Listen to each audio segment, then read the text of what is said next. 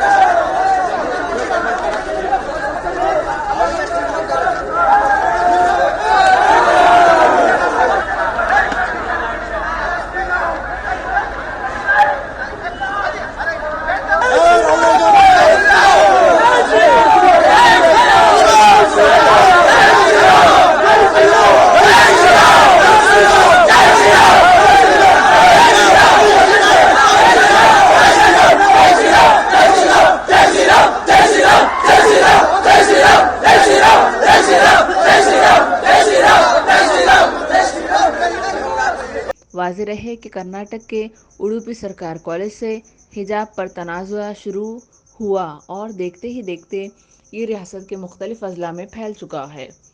کئی کالجز میں حجاب پہن کر آنے والی طالبات کو کالجز کے گیٹ پر ہی روکا جا رہا ہے، تو چند کالجز میں انہیں کالج کیمپس کے خالی کمروں میں بٹھایا جا رہا ہے اور کلاس روم میں داخلہ نہیں دیا جا رہا ہے۔